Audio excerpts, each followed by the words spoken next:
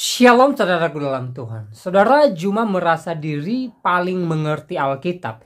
Tetapi pada akhirnya dia dibuat tidak berkutik dan bertobat bahasa Alkitab oleh apologet Kristen yang cerdas dan hebat ini. Ditambah lagi penjelasan Bapak Bambang Nursena di akhir video semakin jelas kepada kita semua bahwa ternyata Juma tidak punya ilmu pengetahuan tentang Alkitab. Saudara dalam Tuhan, mari kita simak cuplikan videonya. Simak sampai selesai supaya saudara mengerti, dan mari kita bantu apologet Kristen dengan cara tekan tombol like dan share video ini supaya menjadi berkat bagi banyak orang. Setelahnya kita berkomentar di kolom komentar. Roh Adam itu dari Tuhan juga, tetapi dia dibentuk oleh tanah. Jadi rohnya Adam dari Tuhan, rohnya Yesus dari Tuhan. Terus yang membedakan dengan Yesus apanya? Yang membedakan antara mereka berdua itu Adam itu dikutuk karena melanggar perintah Tuhan. Nah, terus yang dikutuk di atas tiang salib itu siapa? Adam dan keturunannya itu terjerumus dalam dosa asal. Ya, Adam dikutuk. Yang dikutuk di atas tiang salib siapa? Oke, saya jawab ya. Yesus kan kan menggantikan itu kan menggantikan. Bang John, rohnya sama-sama roh dari Tuhan. Itu kan menggantikan dosa. Rohnya sama-sama dari Tuhan. Terus kemudian sama-sama terkutuk. Bedanya di mana Adam sama ini? Oke, saya jawab ya. Apa bedanya dengan kamu? Bang John, sebentar dulu. Kok jadi lari ke saya? Tadi katanya bahas Adam dan Yesus. Ya, silakan Bang Erben. Oke, berbicara tentang Adam dengan Yesus. Adam manusia pertama, dan semua manusia yang berasal dari benih biologis manusia memiliki hakikat yang sama dengan Adam, yaitu berdosa, terpisah dari Allah, makhluk kepada maut, tunduk kepada iblis, dan mengalami hakikat yang rusak. Itulah semua manusia. Tetapi karena Yesus manusia yang lahir dari wanita perawan, dia adalah firman Allah, dialah satu-satunya manusia yang bisa mendekatkan manusia dengan Allah, mendamaikan, memberikan manusia kemenangan atas dosa, memberikan manusia hidup kekal sehingga tidak mengalami maut, dan membaharui hidup manusia menjadi manusia baru. Itulah Yesus. Berbicara tentang Yesus mati di kayu salib, di dalam surat Paulus dikatakan, terkutuklah orang yang mati di tiang salib. Ya, artinya begini, Yesus mati untuk menggantikan manusia, atau untuk, ada namanya substitusi. Jadi Yesus menggantikan penghukuman yang seharusnya kepada manusia, dia tanggung pada dirinya, dia rela mati dengan cara orang terkutuk. Walaupun Yesus itu dia dihukum, bukan karena dia layak dihukum. Karena terbukti di dalam Alkitab, baik Herodes, baik Pontius Pilatus, bahkan semua orang mengatakan, bahkan yang menyalibkan Yesus itu mengatakan, Yesus tidak layak untuk hukuman itu. Jadi cara membaca Alkitabnya itu diperbaiki.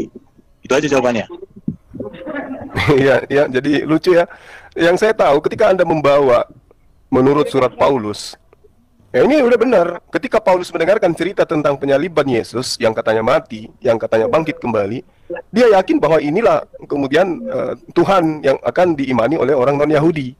Makanya dia mengatakan bahwasanya dia diutus kepada non-Yahudi. Makanya Tuhan mati terkutuk di atas tiang salib, bangkit pada hari ketiga, itu tidak diajarkan kepada orang-orang Yahudi yang lebih paham tentang konsep ketuhanan. Yang mana konsep ketuhanan ini adalah ketuhanan yang diajarkan oleh para nabi. Makanya konsep ketuhanan Yesus yang diajarkan oleh Paulus itu tidak berkesesuaian dengan konsep pengajaran para nabi-nabi.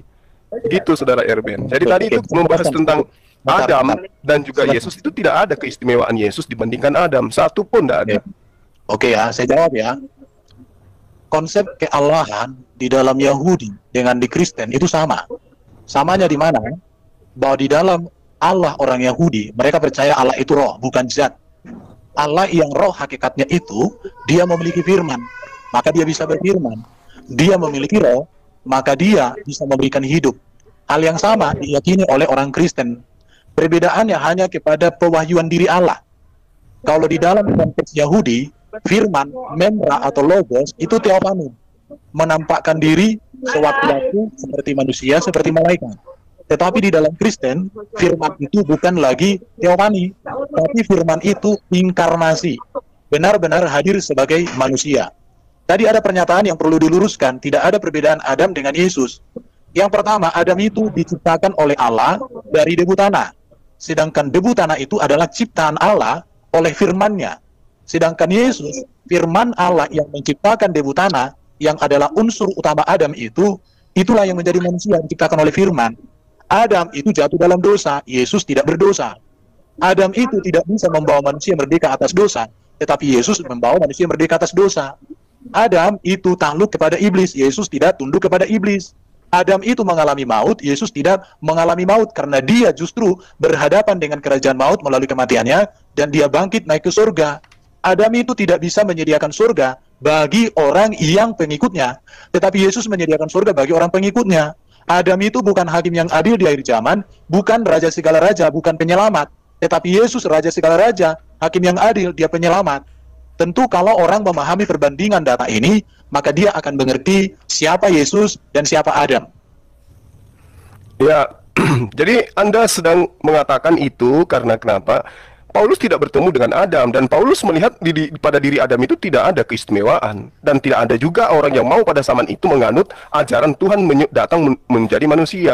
Berbeda ketika Paulus itu ada, penguasa kala itu adalah penguasa yang memahami konsep Helenisme, politeisme, dan Paulus melihat ini ada peluang. Sehingga dia kemudian menjajakan Yesus kepada orang non-Yahudi. Makanya Yesus itu sebagai Tuhan laku di mana? Laku di Romawi, laku di Yunani. Apakah laku kepada Yahudi? Tidak. Sebagai nabi saja Yesus tidak diterima, apalagi sebagai Tuhan. Tapi apakah laku kepada kekaisaran Romawi? Yes, laku, keras. Kenapa? Karena memang konsep mereka sebelum ada Yesus, konsep Romawi Yunani memang sudah mengajarkan ajaran yang seperti itu. Makanya Paulus menganggap, wah, ini adalah peluang besar. Ini peluang besar. Makanya di dalam kitab saudara, di Kisah Para Rasul 29 nomor 15, Paulus dan orang-orang Yahudi itu berselisih paham bahwa Paulus mengatakan Yesus itu hidup, yang lain mengatakan Yesus itu sudah mati. Mereka berselisih paham. Nah, ini yang dijadikan oleh Paulus kemudian disampaikan kepada orang jemaat-jemaat yang sudah menganut ajaran politeisme bahwa Tuhan kita itu bernama Yesus. Jadi kalau Anda mengatakan Adam tidak dijajakan seperti Yesus, memang siapa yang mau menjajakan? Dan mau dijajakan kepada siapa? Kalau Yesus, wow, itu sangat tepat sekali dijajakan oleh Paulus kepada orang-orang Roma. Kamu Silakan. banyak framingmu ya. Itu fakta, RBN. Dengarkan, kamu memprotes Paulus tidak mengenal Adam, tetapi kamu lupa Muhammad juga tidak mengenal Adam. Bahkan Terus, Adam yang di dalam Quran. apakah Muhammad kemudian Rasulullah Muhammad SAW kemudian menjualnya sebagai Tuhan? Kan tidak. Bentar, satu-satu Bang Suma. Hargai pendapat orang Bang. Saya mau hanya mau ada. Gini, jangan melebar ya, jangan melebar. Diganti ya. Bang Suma diganti. Oke, ya. hanya pendengar Bang. Oke. Paulus tidak mengenal Adam secara face to face, bahkan Muhammad juga tidak. Bahkan Adam di dalam ajaran Muhammad dengan Adam yang ada di dalam kitab Yahudi, di mana kitab Yahudi dengan Muhammad jaraknya 2000 tahun, itu berbeda. Karena Adam diciptakan Allah langsung menjadi manusia. Sedangkan di dalam teologi Yahudi, Adam itu diciptakan disuruh dulu malaikat untuk ambil tanah ke bumi, bahkan tanah itu dari berbagai jenis. Saya jadi bertanya, dari mana Muhammad tahu itu? Silakan nanti kamu akan berpikir sendiri. Karena penciptaan Adam di dalam Quran dengan penciptaan Adam di dalam Alkitab yang ditulis oleh Musa 2000 tahun sebelum Muhammad, itu berbeda. Baru tadi ada katakan Tuhan jadi manusia. Tidak ada di dalam Alkitab Tuhan jadi manusia. Tetapi yang ada adalah firman Allah menjadi manusia. Manusia yang adalah firman menjadi manusia itu diangkat oleh Allah, dibuat oleh Allah menjadi Tuhan. Kisah Rasul 2:36. Karena Tuhan itu adalah gelar kepenguasaan. Yang membuat cuma seorang gurunda tidak cerdas-cerdas, karena bagimu Tuhan bernama Allah. Bagi orang Kristen, Tuhan itu gelar jabatan kepenguasaan kepada Yesus, dan kepenguasaan itu diberikan oleh Bapa.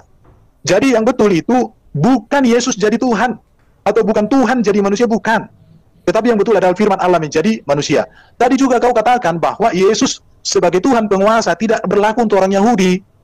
Artinya di sini kamu itu tidak mengerti fakta bahwa Paulus, bahwa Petrus, Yohanes, Yakobus, murid-murid Yesus, itu semua orang Yahudi. Bahkan Paulus juga ketika memberitakan Injil ke Asia, ke Eropa, ke daerah-daerah lain-lainnya, dia selalu memberitakan Injil di sinagog. Masalahnya begini, kamu menilai realita kekristenan pada zaman Yesus berdasarkan zaman Yahudi TikTok sekarang. Dan kamu juga lupa bahwa Yahudi yang ada di Ukraina, di Amerika, yang ada di Rusia dan lain sebagainya, itu banyak Kristen.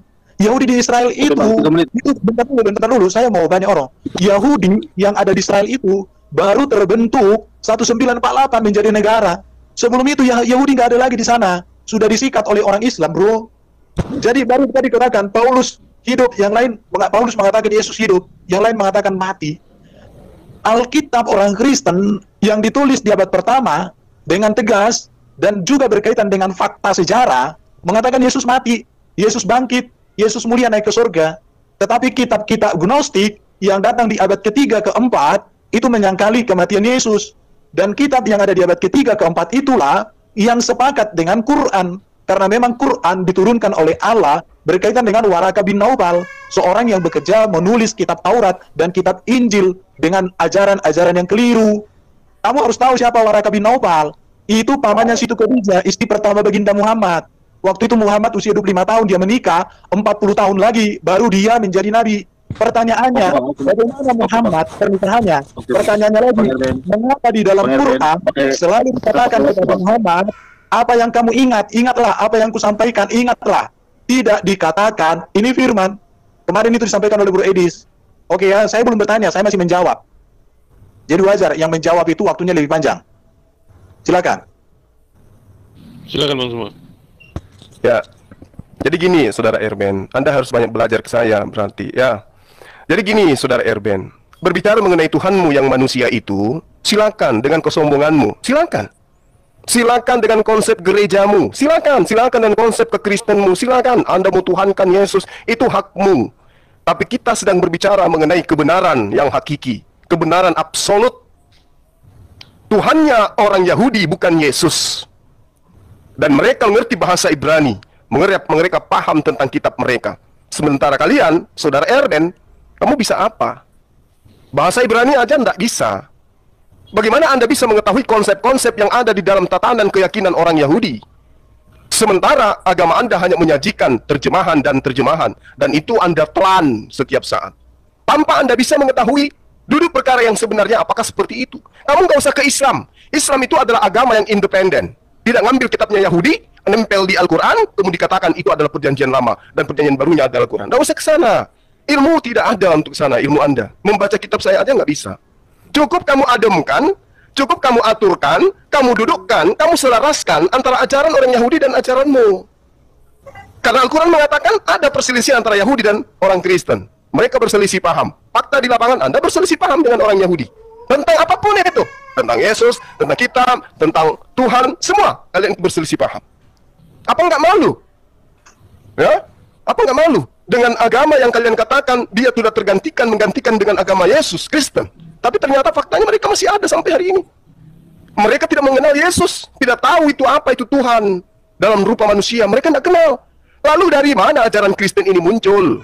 Anda ingin mengatakan dari murid-murid yang pertama, siapa nama muridnya dan mana keturunannya? Apa nama agama keturunannya? Agama Anda kan muncul di Eropa sana, di Antioquia. Orang pertama disebut Kristen di Antioquia. Merambah terus sampai ke Eropa, sampai ke Indonesia melalui Belanda dan Portugis. Lalu Anda ingin menjawab, di Al-Quran saya mengenal Isa alaihissalam. Di dalam kitab Anda, Yesus adalah Nabi, utusan Tuhan kepada Bani Israel. Bukan kepada Kristen. Karena itulah saya katakan, coba Anda mendamaikan dulu deh. Damaikan dulu ajaran Yahudi dengan ajaran Anda. Oke. Silakan. Tunggu, Bang Erben. Bang Erben, saya mau tanya dulu sama Bang Suma. Apa yang menyatakan persamaan itu menurut Bang Suma? Nabi Isa dengan Yesus itu sama? Sebentar bro, biar saya jawab saja. Sebentar, jangan ditanya. Kita menjawab aja, kita luruskan. Dia live kan ini, jadi gak usah kita sudah tahu kita bedanya. Karena begini, pandangan ini harus kita luruskan dulu. Saya sudah tahu. Jadi gini, biar Erben, kasih saya waktu, kasihan teman Anda bertanya. Jadi gini, Saudara Christian Prince. Ya. Oke, silakan Bang Erben, biar Bang Erben jawab. Ya udah, oke. Silakan. Ada beberapa poin yang saya catat di sini dan saya harus jelaskan semua. Kamu mengatakan Tuhanmu yang manusia. Maaf Bro Juma, bagi saya Tuhan Yesus lebih berkuasa daripada Allah SWT. Karena tapi tidak manusia kan? Kok larinya ke SWT? Potong dulu, Bang Cuma jangan dipotong dulu. Tuhan Anda bukan manusia, jangan Anda banding-bandingkan dengan Tuhan saya gitu. Bang Cuma jangan dipotong. Saya jelaskan. Bagi saya, Tuhan Yesus lebih berkuasa daripada yang kamu sembah. Karena sejak zaman Nabi Muhammad, dia menyatakan diri kepada Muhammad melalui Jibril, saya tidak menemukan ada mujizatnya. Kalaupun ada mujizat yang dilakukan di dalam Quran seperti yang dikatakan Musa, itu terjadi, sudah ada di dalam kitab-kitab terdahulu. Jadi artinya begini, kalau Yesus menyembuhkan, menghidupkan orang mati, berjalan di atas air, bahkan menuduhkan badai, menyembuhkan berbagai penyakit, Menurut saya itu lebih layak jadi Tuhan. Tetapi saya mau tegaskan, Tuhan itu bahasa Yunani kurios, bahasa Inggris Lord. Saya sudah pernah ajari kamu akan hal itu. Jadi Tuhan Yesus itu artinya penguasa. Memang Tuhan orang Kristen adalah manusia Yesus yang mulia di sorga. Tetapi Allahnya orang Kristen adalah Adonai Elohim, yaitu Bapa di sorga. Jadi Allah itu beda dengan Tuhan. Itu harus kamu catat, supaya kamu ada kemajuan dalam diskusi. Baru kamu katakan tadi, orang Yahudi itu bahasa Ibrani. Kamu tidak mengerti sejarah, karena selama ini kamu hanya bicara tapi tidak ada data. Septuaginta abad ketiga keempat itu sudah dituliskan dalam teks Yunani, sedangkan teks Yahudi bahasa Ibrani yang ada itu disalin dari Septuaginta kemudian, karena teks-teks Yahudi yang ada itu lebih tua daripada Septuaginta. Jadi kamu di sini artinya tidak mengerti sejarah, hanya adu suara. Itu yang saya sangat sayangkan. Septuaginta itu sudah teks Yunani abad ketiga, itu PL, itu semua. Baru kamu katakan Islam agama independen, tidak seperti orang Kristen dikaitkan dengan Yahudi. Kenapa? Memang Islam harus jadi agama yang independen. Kenapa? Karena kalau kitab Quran dipadukan atau dibaca secara bersamaan dengan kitab Taurat, dibaca secara bersamaan dengan kitab Injil, hancur itu Quran. Kenapa saya katakan demikian? Karena semua kisah para nabi yang ada di Quran bertolak belakang dan bertentangan dengan kisah para nabi yang ada di dalam Alkitab orang Yahudi, di dalam kitab Yahudi dan kitab Kristen. Baru kamu katakan lagi kan, selisih paham dengan Yahudi. Itu orang Kristen kau bilang selisih paham. Tapi kamu lupa orang Islam, ajaran Islam dengan Yahudi itu bertempur. Bukan hanya selisih paham. Bahkan orang Muslim sampai hari ini nggak ada yang berani menjilid kitab Quran satu dengan kitab Yahudi. Kalau orang Kristen, dijilid satu. Sebentar. Jangan dulu. Oke, siapa ini? Dengar dulu, aku mau menjelaskan semua. Oke. Dengarkan ya. Moderator Bang. Ya, jangan begitu juga lah moderator. Kau Kristen atau apa? Silakan bang. Ya, nanti Bang Erben. Oke, kau bilang tadi ajaran Kristen muncul di Eropa. Cuma kamu gagal sejarah. Paulus ketika bertobat di dalam Galatia, dia memberitakan Injil pertama kali ke tanah Arab. Itu kamu lupa. Bahkan sebelum Muhammad lahir, di tanah Arab itu sudah banyak Kristen. Bahkan Waraka bin Naufal, salah satu bidat Kristen, Nasoro, suka menulis kitab Taurat dan Injil. Jadi bagaimana kamu mengatakan Kristen dari Eropa? Kamu belajar sejarah dari mana? Aku heran. Jadi Juma bro, kamu seorang gurunda, jangan buat dirimu seperti seorang TK berhadapan dengan Erben. Pahami sejarah secara utuh. Kristen itu berasal dari Yesus Kristus. Karena Kristen itu artinya adalah pengikut Kristus, murid-murid Kristus yang berbakti kepada Kristus. Makanya kata Kristen tidak ada di Quran, yang ada Nasoro. Kenapa? Nasoro itu bidat. Ya, Nasrani itu bukan Kristen, beda. Tadi kau katakan Isa dengan Yesus, saya mau kasih tahu samamu supaya semua orang tahu. Yesus itu sukunya Yehuda karena mamanya Maria suku Yehuda. Tapi Isa itu suku Lewi karena mamanya Maryam, saudara Harun, binti Harun, binti siapa itu? Baru Isa di dalam Quran itu lahir di pohon kurma. Yesus itu lahir di Bethlehem, di kandang di palungan, di kandang domba. Isa di dalam Quran ajarannya sembah Allah, aku bukan Tuhan, itu toh. Selama 33 tahun dia di dunia ini. Sejak kecil dia menerima kitab. Sedangkan Yesus di dalam Alkitab, ajaran etika dan moralnya itu lengkap. Mujizat yang dibuat Isa di dalam Quran ada dituliskan, tapi tidak dijelaskan apa latar belakangnya, apa maknanya, apa tujuannya. Sedangkan Yesus di dalam Alkitab, mujizatnya dijelaskan dan maknanya, tujuannya jelas. Isa di dalam Quran itu tidak mati, tidak bangkit, tapi dia naik ke langit. Yesus di dalam Alkitab mati, bangkit, dimuliakan, naik ke surga. Isa di dalam Quran naik ke langit itu ngapain? Sampai sekarang nggak tahu kita ngapain. Tetapi Yesus dalam Alkitab jelas menyediakan tempat bagi orang percaya. Baru dikatakan lagi, Isa di hari zaman di kalian datang untuk membunuh Dajjal, mematahkan salib, membunuh babi. Sedangkan Yesus dalam Alkitab di hari zaman datang sebagai raja segala raja, hakim yang adil. Jadi Isa bukan Yesus. Isa itu dengan Yesus itu dua tokoh yang berbeda. Jadi memang betul yang Juma bilang, Islam itu memang harus agama independen. Karena kalau Islam agamanya itu dikaitkan dengan kitab Yahudi dan Kristen, hancur itu Quran. Nggak bisa dipahami, babak belur. Oke, Anda mengerti? Sekarang bisa saya bertanya enggak? Tunggu, jangan tutupi kelemahan argumenmu dengan bertanya. Ya, jadi gini, Saudara Erben. Mengkaji kebenaran ketika Al-Quran itu independen, kan jelas 1400 tahun berdiri tegak, tanpa kemudian dia menjilat kitabnya orang Yahudi. Berbeda dengan sabar. Berbeda dengan agamamu. Apa artinya perjanjian baru tanpa kitabnya orang Yahudi? Kitabmu akan muncul 99% menjadi kitab paganisme, politeisme. Coba Anda pisahkan dengan perjanjian lama. Hancur. Isinya semuanya adalah paganisme. Terkait dengan perbedaan yang Anda maksud antara Yesus dan Isa, kami pun jijik untuk menyamakan. Tapi kalau kita berbicara mengenai kebenaran, satu-satunya manusia yang kemudian datang kepada Bani Israel sebagai nabi, lahir tanpa ayah, dialah Nabi Isa alaihissalam, yang kemudian dalam bahasa Ibrani atau Aramaik mereka sebut dengan Yasua. Yod, Sin, dan Hamed. Jelas itu. Sementara kalau Anda mengatakan Yesus, itu siapa Yesus itu? Tokoh yang tidak dikenal. Kalau Yasua dalam bahasa Arab, itu Isa. Arab dan Aramaik bahasa serumpun. Mereka adalah saudara, bahasa yang serumpun, bahasa sekandung. Tidak bisa Anda gantikan itu. Terkait dia lahir di pohon kurma, jelas baru-baru ini ditemukan adanya bibit kurma yang berusia 2000 tahun silam yang dinyatakan didapatkan di gurun Yudea. Di situ sangat jelas, ini temuan. Ini temuan. Bagaimana orang Yahudi menemukan itu, kemudian dia mengatakan bahwa bibit ini, bijinya berasal, buktikan kitab aslinya seperti apa. Tidak bisa Anda katakan 105, walakad katabna fi Zabur. Ini baru saya bacakan kepada Anda.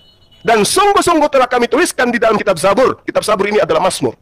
Ya, bahwa bumi ini akan diwarisi oleh hamba-hambaku yang saleh. Dan itu faktanya tertulis di kitab yang Anda pegang meski hanya terjemah. Tidak ada yang keliru kan? Nah, coba kalau Anda dikatakan di kitab Anda, Lukas 24 nomor 44, ada tertulis di Torah, ada tertulis di Mazmur, ya, bahwa Mesias akan mati dan bangkit pada hari ketiga di antara orang mati. Di mana tertulis itu? Tapi kalau Al-Quran yang mengatakan ada tertulis di dalam Zabur, saya bisa tunjukkan. Memangnya Rasulullah Muhammad SAW pernah belajar Zabur? Kalau Anda mengatakan ada waraka, coba tunjukkan literasinya. Di mana Rasulullah Muhammad SAW belajar Zabur kepada waraka? Nggak ada. Cuman masa kecil dia ketemu, mengatakan, pada saat dia diantar oleh istrinya kepada pamannya, baru dia katakan, oh inilah yang ditunggu-tunggu. Kenapa demikian? Oke, dijawab sama Bang Evan. Iya. Oke, jadi tadi kamu menegaskan Quran itu independen. Tetapi kamu tidak bisa berdiri Quran sendiri tanpa hadis. Dan hadis itu ditulis 200 tahun lebih setelah Quran diturunkan. Bahkan penulis hadis yang pertama itu seorang Uzbekistan yang tidak pernah ke tanah Arab. Hadis Bukhari. Oke ya? Itu dia pertanyaannya, apa yang harus kamu renungkan. Jadi memang Quran itu dikatakan independen, tapi tidak independen. Karena Quran tidak bisa ngapa-ngapain tanpa hadis. Baru hadis pun nanti akan dibilang ada doib, ada lain dan macam sebagainya. Contoh, Quran tidak bisa menjelaskan apa itu sunat. Karena kata sunat sendiri tak ada di Quran. Quran juga tidak bisa menjelaskan siapa istri para nabi. Karena di dalam Quran hanya ada satu nama wanita, yaitu Maryam. Tadi Bro Juma ini terlalu berani mengutip Zabur untuk menyatakan itu berkaitan dengan Nabi Muhammad dan lain sebagainya. Tapi kamu lupa bahwa di dalam Mazmur 147 Zabur itu ayat 19 sampai 20 dikatakan begini, Bro. Ia memberitakan firman-Nya kepada Yakub, ketetapan-ketetapannya dan hukum-hukumnya kepada Israel. Ia tidak berbuat demikian kepada segala bangsa, dan hukum-hukumnya tidak mereka kenal. Arab bukan nabi bagi Israel. Tadi kamu katakan bahwa orang Kristen dengan kitab PL, kalau tidak ada kitab PL, maka Kristen hancur. Saya mau tegaskan samamu, Bro, memang kekristenan itu akarnya dari Yahudi, itulah Yesus. Bahkan Yesus semasa hidupnya ketika mengajar di sinagog, dia membaca kitab-kitab Yahudi. Paulus juga ketika memberitakan Injil, dia juga masih membaca kitab-kitab Yahudi itu. Jadi sejak zaman Yesus sampai zaman para rasul, memang kitab perjanjian lama itu adalah kitab orang Kristen. Karena kitab perjanjian lama itu berbicara nubuatan, janji Mesias yang digenapi oleh Yesus Kristus. Maka bagi orang Kristen, kitab perjanjian lama tanpa perjanjian baru adalah kitab yang punya penuh pengharapan. Tetapi setelah ada Yesus datang, maka kitab perjanjian lama, kitab yang pengharapan keselamatannya sudah dinyatakan di dalam Yesus. Oleh karena itu, Bro Juma, saya mau sampaikan samamu, memang sejak semula kitab perjanjian lama adalah kitab yang dicintai oleh orang Kristen. Tetapi sangat sayang sekali, kitab yang sempurna, tetapi tidak bisa berdiri sendiri. Quran itu harus ada hadis, harus ada tafsir, harus ada ijtima juga, mengklaim bahwa kitabnya sempurna. Tetapi jika diketemukan dengan kitab Yahudi, diketemukan dengan kitab orang Kristen, maka Quran itu akan ditinggalkan. Kenapa? Karena kisah-kisah di dalam Quran, kisah-kisah yang bertempur dan bertentangan dengan kisah yang ada di dalam kitab-kitab terdahulu. Bro Juma, sekarang saya mau sampaikan samamu pesan penting. Kalau memang Islam itu adalah agama yang independen, maka saya katakan, apapun yang dibicarakan di dalam Quran, itu tidak ada sangkut paut dengan orang Kristen, dan tidak ada sangkut paut dengan orang Yahudi. Oleh karena itu, kamu berhenti membual, menyamanyamakan dan mengutip Alkitab di dalam bualanmu. Karena ajaran Quran itu memang harus berdiri sendiri. Dan saya mau katakan sama orang Muslim di seluruh dunia, kalau kamu ingin tahu kebenaran kitab-kitab terdahulu, bacalah kitab orang Kristen, karena di kitab orang Kristen, kitab terdahulu itu ada. Memang dikatakan oleh juga Al Quran, kalau ada keraguan padamu Muhammad, tanyalah kepada ahli kitab. Itulah orang Kristen. Di situ ya, bahkan di dalam kitab Taurat dan Injil itu ada petunjuk dan kebenaran. Sayang, si Juma ini melarang orang baca Alkitab. Tapi hari ini saya katakan, hai orang Muslim di seluruh dunia, baca Alkitab, supaya kalian tahu apa perbedaan Alkitab dengan Al-Quran. Jangan hanya dengarkan ocehan si Juma ini. Oke, terima kasih. Apa lagi mau kau tanya? Ulayani.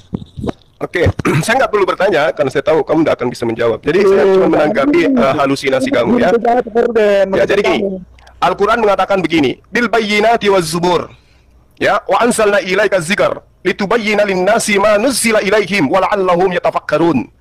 Allah Subhanahu wa taala kemudian menurunkan Al-Quran kepada Rasulullah Muhammad sallallahu alaihi wasallam. Tujuannya apa? Kata Allah, agar engkau menerangkan kepada manusia apa yang telah diturunkan kepada mereka dan apa yang mereka pikirkan. Nah, keterangan-keterangan ini yang bersumber dari ayat suci Al-Quran itulah yang disebut hadis. Jadi kandungan Al-Quran itu sudah full. Sudah lengkap kandungan Al-Quran itu. Tapi kemudian semua manusia setelah Islam hanya satu nabi, yaitu Rasulullah Muhammad SAW. Sebagai nabi, dia yang menjabarkan Al-Quran, dia yang menguraikan isi Al-Quran. Jadi Al-Quran itu harus diuraikan oleh sang nabi. Al-Quran yang berisi lengkap ini diuraikan, dan uraiannya itulah yang disebut hadits, yang bukan uraian dari dirinya itu disebut dhaif, yang hanya menuduh-nuduh bahwa itu uraian adalah maudhu. Sama seperti Yesus, ketika dia datang, aku tidak berkata-kata dari diriku sendiri. Yang aku katakan adalah apa yang diperintahkan. Nah, yang diperintahkan Yesus untuk Yesus sampaikan, itulah firman Tuhan. Yang tidak diperintahkan adalah firman hantu. Sedangkan kitab kalian itu adalah bukan firman yang diterima oleh Yesus. Firman yang diterima oleh Yesus, Yesus katakan di dalam catatan pewarta Yohanes yang adalah Markus itu sendiri. Yohanes 17 nomor 8. Segala firman yang engkau berikan kepadaku telah aku sampaikan. Berarti sebelum Yesus terangkat ke langit, dia sudah menyampaikan semua firman-Nya. Jadi tidak ada lagi firman yang diterima pada saat dia dibilik, pada saat dia di padang pasir, pada saat dia jalan ke Damsik, ada firman datang kepada dia. Tidak ada itu cerita. Pada saat dia di Pulau Patmos, ada surat-surat, kemudian dikatakan itu ada pengungkapan. Tidak ada cerita. Firman telah diterima oleh Yesus, dan Yesus telah sampaikan sebelum dia terangkat. Namun, murid semua oleh pendiri Kristen. Camkan itu baik-baik. Pahami itu, telan itu baik-baik. Makanya kitabmu itu hanya menunggu tetesan-tetesan dari kitabnya Yahudi. Apa ya yang cocok dengan nubuatan Theos ya? Oh, ini ada Theos kita bangkit. Nah, ini yang cocok. Telah lahir. Oh, Raja Damai. Perkasa. Oh, ini cocok untuk Tuhan kita. Dijuallah kepada orang Roma dan Yunani. Itu yang perlu Anda pahami. Telan itu baik-baik. Makanya kalau saya katakan Al-Quran itu adalah kitab independen, memang betul. Al-Quran tidak perlu kitabmu. Kitabmu perlu kitabnya agama lain, yaitu kitabnya orang Yahudi. Apa jadinya perjanjian baru tanpa kitabnya orang Yahudi? Mencret. Tapi Al-Quran, sabar bos, baru juga 1 menit. Wah, tidak adil ini ajaran kasih. Kalau RN 5 menit, saya baru masuk 2 menit. Sudah panas telinganya ya. Ini kita bicara banyak Alkitab. Kalau bahasa Quran, saya bertanya Quran, kau bebas menjawab. Nah, masalahnya harus adil dong timernya, waktunya. Kamu kan kalau jualan, dongeng-mendongeng. Anda mendongeng, kalau saya menjelaskan fakta. Silakan Bang Erben ditanggapin. Tidak adil ajaran kasih kok gini. Teman-teman Muslim yang ada di seluruh dunia, saya mau sampaikan sama kalian. Iman Kristen itu sejalan dengan sejarah. Iman Kristen itu sesuai dengan kitab Taurat. Iman Kristen itu sesuai dengan kitab Injil. Tetapi kalau Quran itu bertentangan dengan sejarah. Quran itu bertentangan dengan kitab Taurat dan kitab PL. Dan Quran itu juga bertentangan dengan kitab Injil, kitab PB. Karena itu memang Quran independen dan itu sangat bagus. Terima kasih Bro Juma. Di situ ya. Tadi kamu mengatakan bahwa Alkitab PB itu firman hantu. Tetapi saya mau mengatakan sama kau Juma, ajaran etika dan moral yang dituliskan di dalam kitab PB itu, yang kau katakan itu firman hantu, itu sempurna. Tidak ada di situ legalitas kawin dengan anak kecil. Tidak ada legalitas di situ kawin dengan mantan anak mantu. Itu dia yang harus kamu tahu. Tidak ada di situ ajaran legalitas bisa tiduri istri 9 orang dalam satu malam. Tidak ada di situ ajaran untuk memerangi orang-orang lain, nggak ada. Untuk membunuh orang lain, nggak ada. Tapi ajaran yang kamu katakan hantu itu, justru di situ dikatakan, kasihilah musuhmu, berbuat baiklah kepada orang yang berbuat curang kepadamu. Kalau cuma mengatakan ajaran seperti itu yang mulia dan kudus, ajaran hantu, maka saya katakan, kamulah hantunya, kamulah setannya, kamulah iblisnya. Oke ya, jadi itu harus saya tegaskan samamu. Alkitab itu firman Allah, bukan dikte Allah, karena firman di situ artinya grave. Grave itu apa? Tulisan para nabi, tulisan para rasul, kesaksian para nabi, kesaksian para rasul tentang Allah, karya Allah, pewahyuan diri Allah, penyataan diri Allah, yang puncaknya ada pada Yesus Kristus. Dan itulah yang dikatakan di dalam 1 Yohanes 1. Apa yang kutuliskan, apa yang kusaksikan, apa yang kulihat, apa yang kualami. Maka beginilah, saya mau katakan begini ya. Kalau tulisan manusia yang disebut juga sebagai firman hantu, secara etika dan moral, secara historis, itu mumpuni dibanding dengan firman Allah yang sempurna, bertentangan dengan sejarah, bertentangan dengan historis, bahkan secara moralitas diragukan, maka saya kembalikan kesimpulannya kepada semua pendengar. Nilai sendiri. Mau ikut firman hantu di dalam konsep Juma, tetapi sempurna secara etika dan moral, daripada diklaim firman Allah, tetapi bertentangan dengan etika dan moral. Kembali kepada kalian. Terima kasih. Oke, ya. Yang pertama, iman Kristen sejalan dengan Taurat.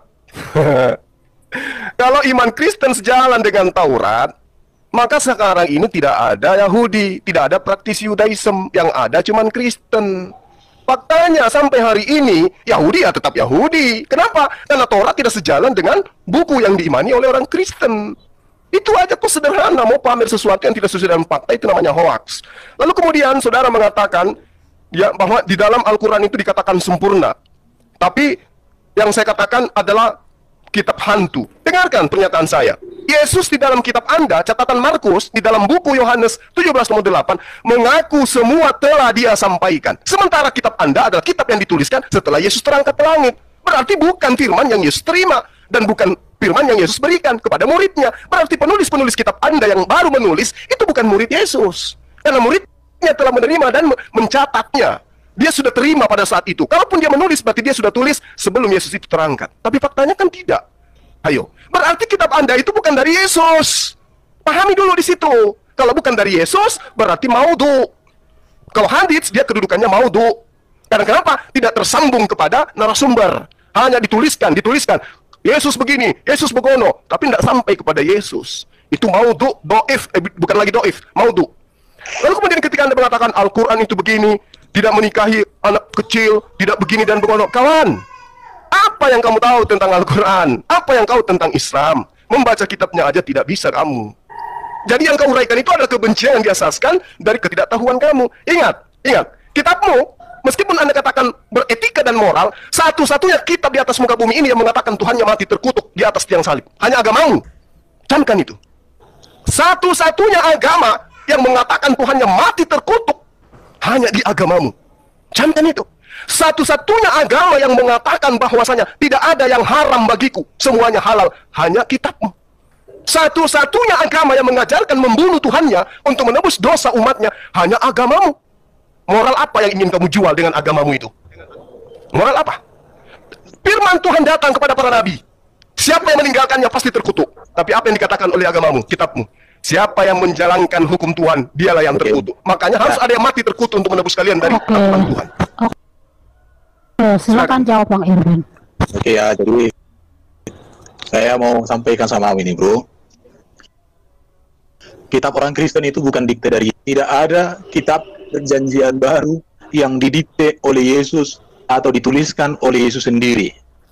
Artinya, secara sejarah, Quran, Jibril, Muhammad, dan Allah SWT salah memahami sejarah kekristenan. Justru kami bertanya, kitab yang mana sih yang diturunkan kepada Isa itu?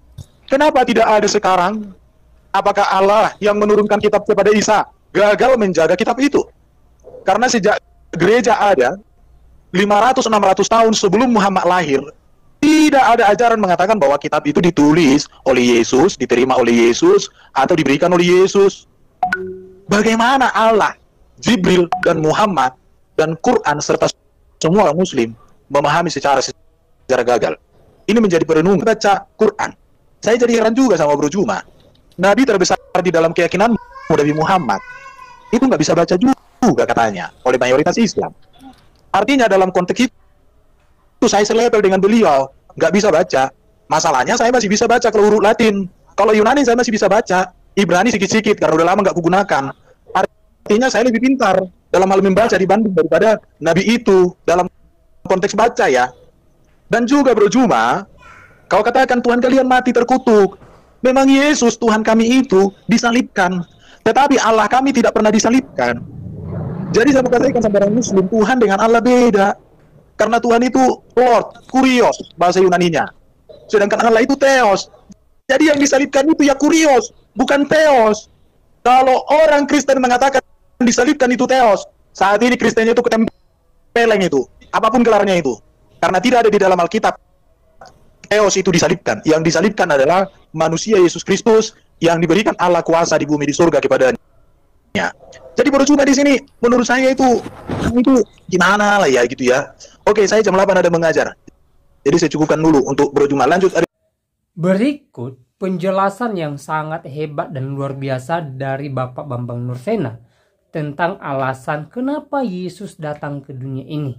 Nah, saudara dalam Tuhan, penjelasannya sangat baik, pastinya memberkati kita. Mari kita simak dan jangan lupa tekan tombol like dan share supaya menjadi berkat bagi banyak orang. Berikut videonya. Karena Tuhan itu tidak bisa mati, Allah itu tidak bisa mati. Bahkan Allah itu tidak bisa dilihat dalam wujud kekalnya. Maka Bapa tidak bisa digambar, ya kan? Allah itu tidak seorang pun bisa melihat. Tapi kenapa Yesus Kristus bisa digambar? Karena firman telah menjadi manusia. Berbagai macam orang-orang latah dan usil yang suka mencampuri urusan agama lain. Misalnya, baru-baru ini saya mendengar sesuatu yang lucu ya, di Indonesia ini. Siapa yang mencabut nyawa Yesus? Nah itu, siapa yang mencabut nyawa Yesus? Jadi, pertama, istilah mencabut nyawa itu tidak ada dalam Alkitab. Nah, itulah sebabnya maka kadang-kadang kalau saya melihat tulisan-tulisan polemik itu kan memang mau ngajak bertengkar, tidak mau mengajak damai. Jadi Yesus menyerahkan nyawanya sendiri, bukan disendal mayang atau dicabutnya. Selamat pagi Bapak Ibu. Boker Tov.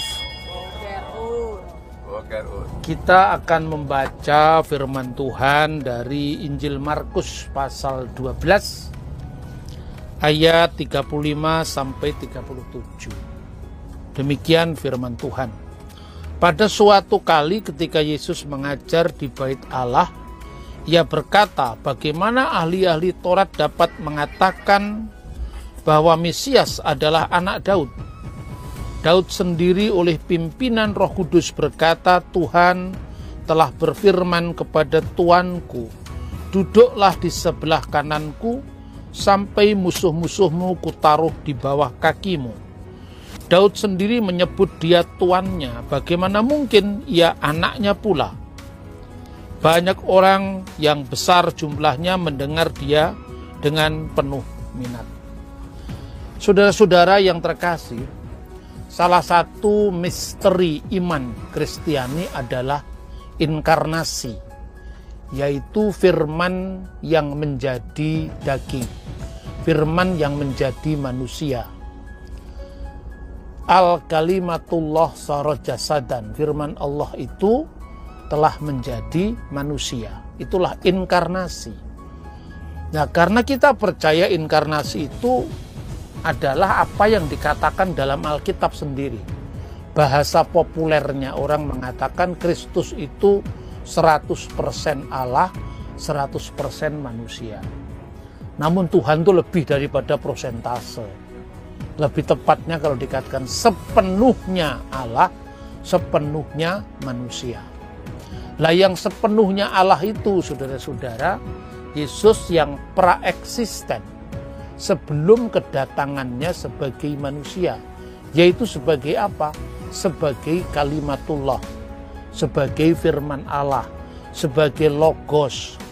Maka di dalam kitab suci dikatakan en arki in ho logos, pada mulanya logos itu, geo logos in pros tonteon, dan logos itu bersama-sama dengan Allah, ke theos in ho logos, dan theoslah logos itu.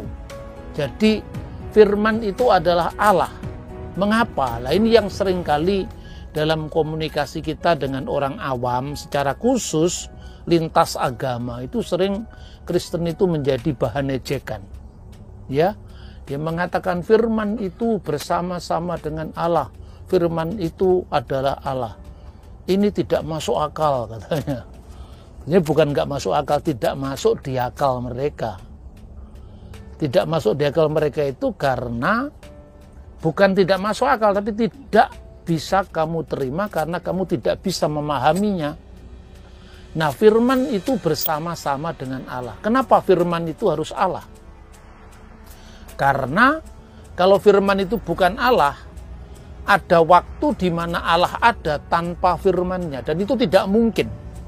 Allah itu selalu ada bersama firman dan rohnya. Roh Allah itu adalah sumber hidup dalam diri Allah, dan firman Allah itu melaluinya Allah menciptakan segala sesuatu dari tidak ada menjadi ada. Makanya setelah penegasan pada mulanya Allah menciptakan langit dan bumi, dalam kitab Taurat itu bumi belum berbentuk, lalu kegelapan menutupi samudra raya, dan ruah Elohim, roh Allah, merah kefet alfin hamayim, melayang-layang di atas permukaan air, memberi hidup, menyalurkan hidup kepada ciptaan perdana itu, menyalurkan kehidupan dari sumber hidup ilahi yaitu Roh Kudus. Lalu berfirmanlah Allah, yehi or wa yehi or, jadilah terang, maka terang itu jadi. Maka sejak kekal Allah selalu bersama firman-Nya, bersama rohnya. Lah, yang bersama Allah dalam kekekalan firman dan roh itu bukan merujuk pada kemanusiaan Yesus yang fisik. Kemanusiaan Yesus yang fisik itu baru dilahirkan oleh Bunda Maria. Namun sebelumnya sudah ada di mana? Di dalam diri Allah yang kekal. Maka ketika dalam ayat 14 dikatakan, dan firman itu telah menjadi manusia. Firman itu telah menjadi manusia. Alkitab tidak pernah mengatakan firman itu menjadi setengah manusia. Benar-benar manusia. Sepenuhnya manusia. Kemanusiaan itulah yang bisa dilihat, bisa diraba, kata Rasul Yohanes. Karena dia menjadi manusia maka bisa digambar. Itulah sebabnya ikon atau tradisi suci gereja itu mengkonfirmasikan firman yang menjadi daging, makanya bisa digambar. Jadi ikonografi itu bukan merupakan penyembahan terhadap gambar, tapi bukti inkarnasi bahwa firman menjadi manusia, yang kata Rasul Yohanes yang sudah dilihat dan diraba dengan fisik kita. Firman itu telah menjadi manusia dan tinggal di antara kita. Dan kita telah melihatnya.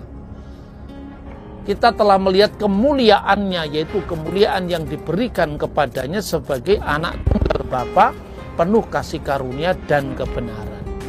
Nah, saudara-saudara, sejak kapan gereja memahami atau dituntun untuk memahami misteri tentang inkarnasi Kristus itu? Sejak awal sejarah. Sejak awal sejarah kekristenan sudah ada. Bukan baru pada konsili Nisea, konsili Konstantinopel, konsili Efesus, konsili Kalsedon, tidak. Tapi sebelum itu sudah ada. Saya berikan contoh. Ini cara pandang orang Yahudi yang mata rohaninya belum tersingkapkan tentang misteri Yesus. Dia bertanya-tanya. Karena di dalam kitab Mazmur ya, pasal 110 ayat 1, firman Tuhan, huruf besar semua, itu tetragramaton.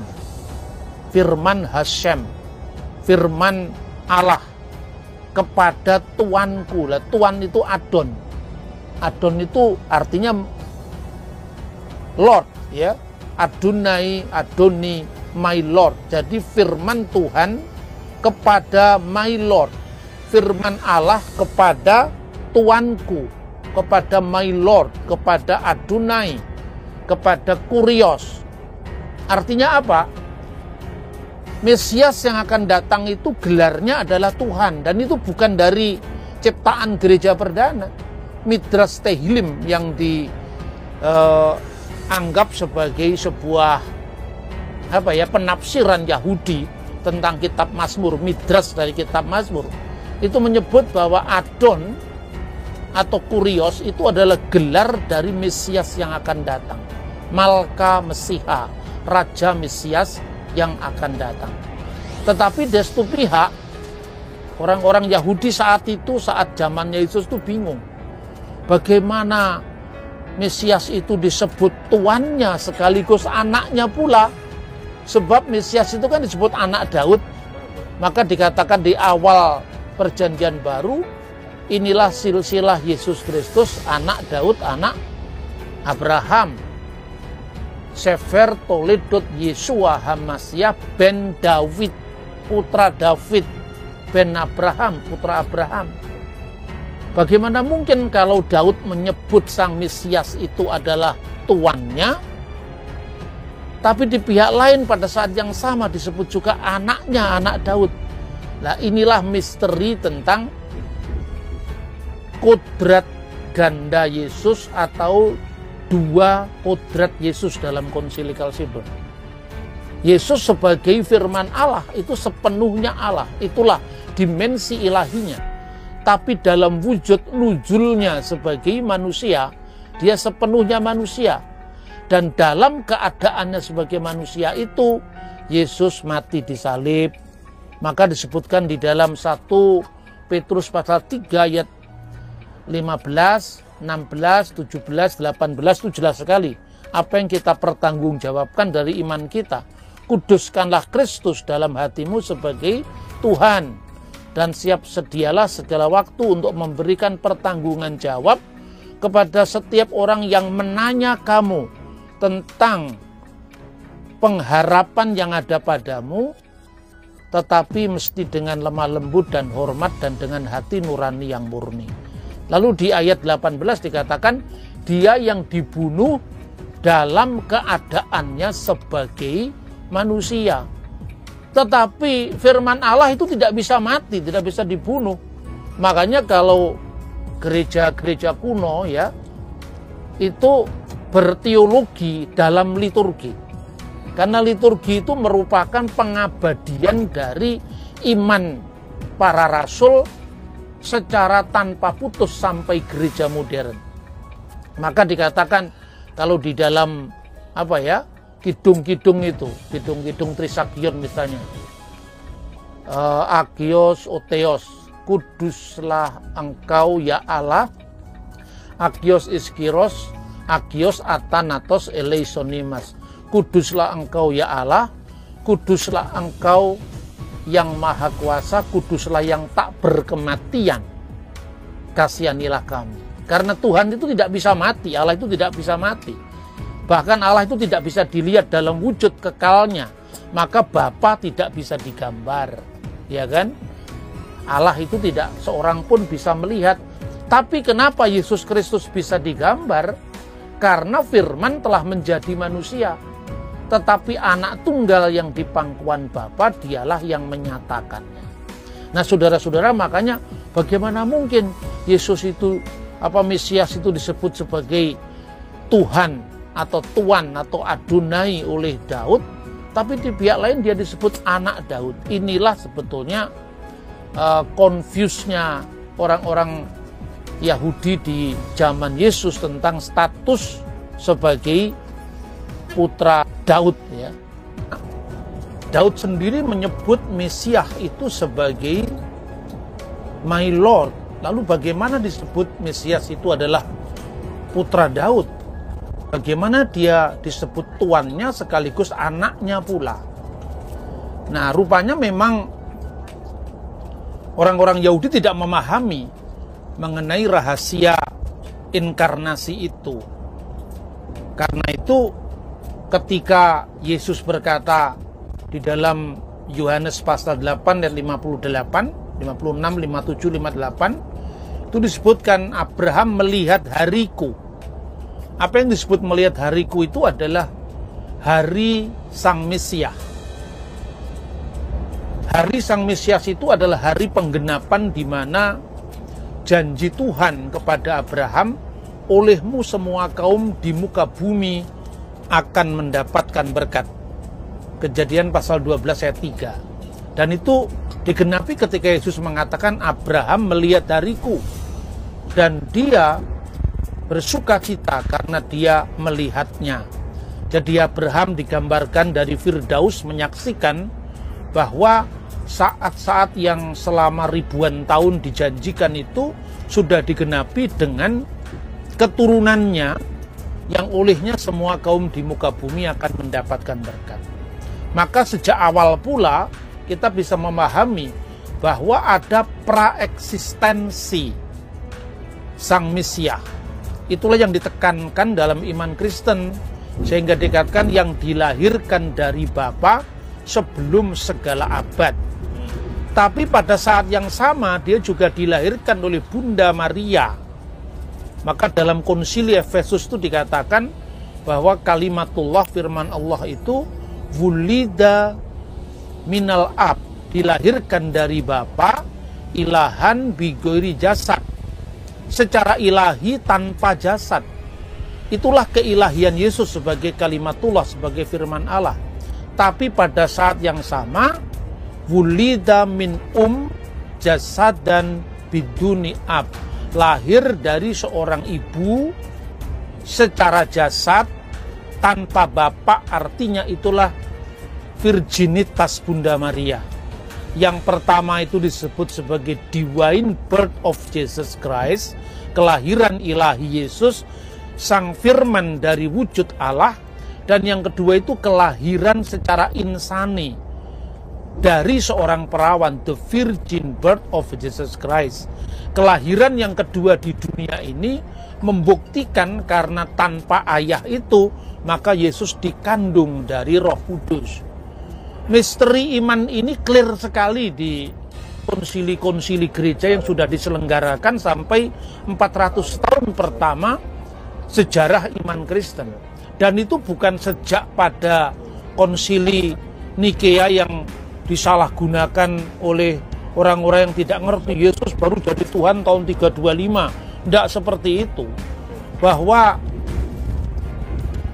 tidak banyak orang yang paham, termasuk orang-orang Yahudi yang belum tercerahkan pada saat Yesus. Maka Yesus mengatakan, amin, amin, sesungguhnya aku berkata kepadamu, amar analehon dalam bahasa Aramaik, sebelum Abraham jadi, aku sudah ada. Aku sudah ada sebagai apa? Sebagai in the beginning was the word. Pada mulanya adalah firman, bukan dalam keadaannya sebagai manusia. Nah, ini penting sekali untuk kita memahami itu. Sejak gereja mula-mula, pergumulan ini sudah diformulasikan. Misalnya Santo Ignatius dari Antioquia, ya, Alkides Ignatius al-Antaki, dia mengatakan dalam suratnya ketika meneguhkan gerejanya menjelang dia wafat syahid di Roma tahun 107. Dia menyebut Yesus itu tabib kita yang ajaib, yang di satu pihak dikatakannya ek Marias ki ek Theos, yang keluar atau lahir dari Maria sekaligus lahir dari Allah. yang lahir dari Maria itu kemanusiaannya. Makanya dalam Salam Maria itu kan dikatakan, terpujilah engkau di antara semua wanita dan terpujilah buah rahimmu. Lukas pasal 1 ayat 46. Buah rahimmu itu buah rahim Maria. Jadi secara manusia Yesus itu adalah putranya Bunda Maria. Jelas sekali. Tetapi secara ilahi sebagai firman, Yesus adalah anak Allah. Yang pertama, kemanusiaannya bisa dipahami. Yang kedua, keilahiannya tak terselami. Itu clear sejak tahun di bawah tahun 100 itu. Kemudian konsili itu adalah untuk menegaskan kembali ajaran yang sama yang diterus sampaikan tanpa putus dari para rasul, muridnya para rasul, murid dari muridnya para rasul, sampai di gereja sekarang. Itu yang namanya paradosis apostolik, yaitu sebagai kesinambungan ajaran sekaligus kesinambungan kepemimpinan gereja. Nah, karena itu ini basicnya iman Kristen, saudara-saudara. Ketika orang Yahudi mendengar Yesus, Abraham melihat hariku, dia tidak paham. Tapi Yesus menegaskan preeksistensinya. Sebelum Abraham jadi, sebelum segala sesuatu ini ada, aku sudah ada sebagai sang firman. Ya, kalau di dalam Alkitab sangat jelas, kemudian konsili itu memformulasikan sebagai standar iman, kanun al-iman, untuk gereja di sepanjang segala abad. Maka kita mengucapkan kanun al-iman itu bersama-sama dengan gereja di segala masa, ya. Kita bersama-sama mengatakan nu'min bi ilahin wahid, aku percaya kepada Allah yang esa, dan seterusnya itu. Nah, itu saudara-saudara, karena itu sering ya, kalau pemahaman dasar iman kita ini tidak clear, gereja itu sering diombang-ambingkan oleh berbagai macam orang-orang latah dan usil yang suka mencampuri urusan agama lain. Misalnya, baru-baru ini saya mendengar sesuatu yang lucu ya, di Indonesia ini. Siapa yang mencabut nyawa Yesus? Nah itu, siapa yang mencabut nyawa Yesus? Jadi, pertama, istilah mencabut nyawa itu tidak ada dalam Alkitab. Orang juga lupa bahwa istilah mencabut nyawa itu pengaruh agama Hindu. Itu kan Dewa Yamadipati yang mencabut nyawa itu. Dalam iman Kristen, sekarang kita bicara tentang Yesus dulu ya. Karena Kristus itu adalah firman yang menjadi manusia. Kalau istilahnya Markirilos dari Iskandaria, Santo Cyrillus dari Iskandaria itu dikatakan miapesis tonteon logon sisarkumini. Dengan firman menjadi daging itu, maka kita memahami Yesus adalah firman Allah yang menjadi manusia. Satu kodrat ganda firman Allah yang menjadi manusia. Rumusan yang sama dengan bahasa yang berbeda ditetapkan dalam Konsili Kalsedon. Ya, satu pribadi dari dua kodrat. Jadi kesatuan Kristus itu dinyatakan dengan kata-kata mia hipostasis pada gereja Kalsedon, di mana gereja non Kalsedon mengungkapkan dengan mia pesis tonteon logon sisarkumeni. Itu bukan rumusan orang per orang, itu rumusan dari konsili ketiga Oikumenis Konsili Efesus. Nah, karena itu gereja kemudian menyadari bagaimana hubungan antara keilahian dan kemanusiaan Yesus. Itu memang tidak mudah. Tapi kira-kira gambarannya itu, firman Allah itu bukan sekedar mendiami kemanusiaan Yesus. Karena Alkitab mengatakan firman tidak mendiami manusia, seperti ajaran Nestorius. Tapi firman itu benar-benar menjadi manusia. Jadi firman itu menjadi manusia satu sedemikian rupa, secara tidak terbagi namun tidak terpisah, tidak bercampur dan juga tidak berubah. Nah, itu rumusan konsili. Jadi artinya apa? Firman itu menjadi manusia. Kemanusiaannya itu tidak tenggelam di bawah keilahiannya. Sehingga Yesus itu menjadi manusia semu. Tetapi juga dengan firman menjadi manusia, kesatuan antara keilahian dan kemanusiaannya itu tidak bercampur seperti campurnya dua zat menjadi satu zat. Tidak. Kemanusiaannya tetap bisa dibedakan dengan keilahiannya. Maka dikatakan ketika Yesus mati, itu kematian tidak pernah melanda keilahian sebagai sang firman. Karena firman Allah itu tidak bisa mati. Allah itu tidak bisa mati, tak berkematian. Itulah yang tekankan dalam doa Trisagion. Ya, Allah itu tidak bisa mati, yang baka, yang tidak bisa mati, kasihanilah kami, dan seterusnya. Tetapi Alkitab menegaskan dia yang dibunuh dalam keadaannya sebagai manusia. Maka tidak ada ungkapan mencabut nyawa.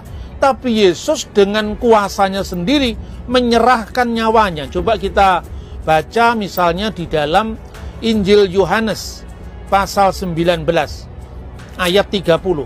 Sesudah Yesus meminum anggur asam itu, berkatalah ia, sudah selesai. Lalu ia menundukkan kepalanya dan menyerahkan nyawanya. Tidak ada yang mencabut nyawa di sini. Mencabut nyawa itu kan Dewa Yamadipati itu. Bapak Ibu kalau ngerti wayang ya, ada yang dari Jawa selain Romo Tim siapa ya? Nah banyak ya yang Jawa. Coba kalau Bapak Ibu mendengar itu jejerannya Suroloyo itu. Ini saya cerita wayang dikit ya. Itu mengingatkan masa kecil saya itu. Bathara Guru itu berbicara kepada Bathara Narodo. Kakang Kaneko Putro. Nah, itu kira-kira seperti itu. Ya. Kemudian nanyakan goro-goro ini karena terjadi apa? Menapa wonten kayu watu ingkang mawi tejo? Apakah ada kayu atau batu yang memancarkan sinar sehingga kahyangan itu menjadi kacau ya? Seperti itu. Pramila ulun bakal sendal mayang. Nah, saya akan sendal mayang. Istilah sendal mayang itulah mencabut nyawa, saudara-saudara. Itu istilah pewayangan itu. Sendal mayang kinaryo intiping neroko misalnya itu. Jadi di sendal mayang, arti sendal mayang itu apa sih? Ini yang menjadi akar dari kata mencabut nyawa. Tidak sama dengan mencabut rumput, ya kan? Sendal mayang-mayang itu bunga pinang. Makanya kalau orang menikah itu ada kembar mayang. Kenapa kembar mayang? Dua jiwa yang disatukan. Nah kalau orang mati itu disendal itu artinya dicabut, dipaksa. Maka orang menjadi mati, dipisahkan jiwa dan raganya. Dan itu digambarkan dalam pewayangan Jawa. Kalau Dewa Yama itu mencabut nyawanya orang baik, misalnya para pertapa, para pendeta, itu datang dalam sosok yang sangat damai, sosok yang sangat lembut gitu ya. Tapi kalau kira-kira yang dicabut nyawanya itu teroris itu ya, itu kira-kira dipaksa seperti orang itu mencabut rumput itu. Lah itulah yang dikatakan mencabut nyawa. Lalu istilah mencabut nyawa itu masuk dalam kosakata Indonesia. Maka ada istilahnya malaikat pencabut nyawa. Sampai Omai Rama pun nyanyi malaikat pencabut nyawa, dan seterusnya itu. Itu sebetulnya istilah-istilah Hindu yang diadaptasi dalam bahasa Indonesia. Jadi kalau ditanya Yesus yang mencabut nyawa siapa? Orang yang bertanya itu tanpa sadar dia sebetulnya sedang menggunakan istilah Hindu untuk memahami agamanya sendiri, dan itu tidak bisa dihilangkan karena bahasa Indonesia itu kira-kira 60% pengaruh Sanskerta. Misalnya kata bijaksana itu dari wicaksana, seperti vihara jadi biara. Contoh lagi, manusia.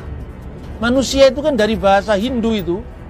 Manusia pertama itu Kalau Adamnya namanya Manu, Sang Hyang Manu, istrinya perempuan pertama yang diciptakan Sang Hyang Widya atau Tuhan itu adalah Syatarupa, maka menjadi manusia. Apa yang dibahas dan dibicarakan oleh apologet Kristen dengan seorang Zuma di video tadi, dan juga kita sudah mendengarkan penjelasan hambanya Bapak Bambang Nursena. Nah, saudara Tuhan, yang menjadi persoalan dalam hal ini yang mereka bicarakan adalah kenapa kemudian Yesus menjadi manusia? Kenapa kemudian Yesus disebut sebagai Allah tetapi bisa mati di atas kayu salib? Nah, saudara Tuhan, tentu saja Zuma menyampaikan hal ini atas dasar ketidakpengetahuannya tentang Alkitab. Nah, hamba-hamba Tuhan di video tadi menjelaskan tentang Yesus yang membawa kasih karunia. Nah, saudara dalam Tuhan, kita bisa lihat bagaimana perjalanan kehidupan manusia di dalam Alkitab, di mana manusia pertama yaitu Adam jatuh ke dalam dosa ketidaktaatan terhadap Tuhan, sehingga dosa itu menjalar dalam kehidupan manusia, dan akhirnya manusia dituntut oleh hukum Taurat. Bagi mereka yang mengikuti tuntutan hukum Taurat, maka mereka bisa hidup. Sementara bagi mereka yang tidak taat akan hukum Taurat, mereka tidak bisa hidup. Nah, saudaraku dalam Tuhan, kita juga tahu bahwa tuntutan hukum Taurat itu sangat besar, ya, sangat tajam dan juga sangat tidak mampu dilakukan oleh manusia itu sendiri. Salah satu contoh, ketika manusia melakukan kejahatan di hadapan Tuhan, mereka harus membawa korban bakaran untuk menghapus dosanya. Nah, saudara dalam Tuhan, tentu di zaman ini kita sulit melakukan hal itu, ditambah dengan ekonomi yang sangat sulit. Saudara dalam Tuhan, hal ini dilihat oleh Tuhan, dan kita bersyukur di mana Allah datang ke dunia ini untuk apa? Untuk menyelamatkan orang percaya, yaitu di dalam Yesus Kristus. Yesus Kristus yang merupakan pribadi kedua dari Allah Tritunggal datang ke dunia ini memberikan kasih-Nya bagi orang percaya kepadanya, sehingga orang percaya kepadanya tidak binasa, melainkan beroleh hidup yang kekal. Itulah tujuan kenapa Yesus datang ke dunia ini, memberikan kasih-Nya bagi umat pilihan-Nya. Ya, sebagaimana Alkitab mencatat bahwa karena begitu besar kasih Allah akan dunia ini, sehingga Ia mengaruniakan anaknya yang tunggal, sehingga setiap orang yang percaya kepadanya tidak binasa, melainkan beroleh hidup yang kekal. Itulah tujuan daripada Yesus Kristus datang ke dunia ini, memberikan hidup kekal bagi orang percaya, sehingga orang percaya tidak binasa, melainkan beroleh hidup yang kekal di dalam kerajaan sorga.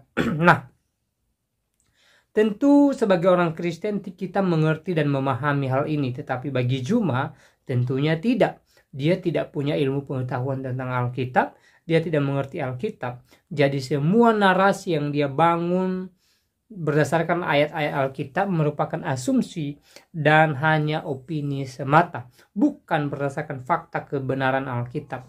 Penjabarannya terhadap Alkitab sangat ngawur dan tidak sesuai. Saudara bisa lihat di video tadi bagaimana dia mengutip ayat Alkitab, menjelaskannya, menafsirkannya sesuka hatinya, tetapi tidak pada tempatnya. Apalagi dia suka mencampur adukan ayat-ayat Alkitab yang sebenarnya tidak boleh dicampur adukan, tetapi dia melakukannya untuk apa? Untuk mendukung argumentasinya. Tetapi bagaimanapun, ya, ayat-ayat yang dia kutip tidak mendukung apa yang menjadi argumentasi atau narasi daripada seorang Zuma. Nah, saudara dalam Tuhan, kembali kita kepada kasih karunia Yesus Kristus. Ya, kita mengerti hal ini. Bagaimana Allah datang ke dunia ini, membawa dan memberikan kasih-Nya kepada orang percaya. Sehingga dia rela menjadi manusia, dia rela menjadi perantara antara manusia dengan Allah melalui kedatangannya, kematiannya di kayu salib, dan kebangkitannya dari antara orang mati di hari yang ketiga, dan setelah itu dia naik ke sorga. Dia naik ke sorga sebagaimana janjinya di dalam Injil Yohanes pasal 14 bahwa dia pergi kepada Bapa untuk menyediakan tempat bagi orang percaya kepadanya, sehingga di tempat di mana Yesus berada, orang-orang kudus, orang-orang percaya pun berada di sana. Di sana adalah sukacita besar, tidak ada lagi tangis, tidak ada lagi kesedihan, tidak lagi sakit penyakit, tidak ada lagi masalah. Yang ada adalah sukacita untuk selama-lamanya. Hal itu kita bisa lihat di dalam kitab Wahyu misalnya, bagaimana orang-orang kudus hidup kudus dalam sorga, dan mereka memuji, memuliakan nama Tuhan siang dan malam. Nah, saudaraku dalam Tuhan, seperti apa tanggapan saudara setelah menonton cuplikan video tadi? Silahkan tulis di kolom komentar. Tuliskan tanggapan yang baik, yang positif, terutama tanggapan yang memuji, memuliakan nama Tuhan. Di kesempatan juga saya kembali ingatkan kita, supaya kita tetap semangat menjalani hari-hari kita, apapun yang kita alami hari ini, apapun yang menjadi persoalan kehidupan kita. Mari kita tetap berserah kepada Tuhan dan percaya bahwa Tuhan senantiasa ada menolong setiap kehidupan kita. Saudara dalam Tuhan, semoga video ini memberkati kita, dan Tuhan Yesus Kristus memberkati kita semua. Shalom.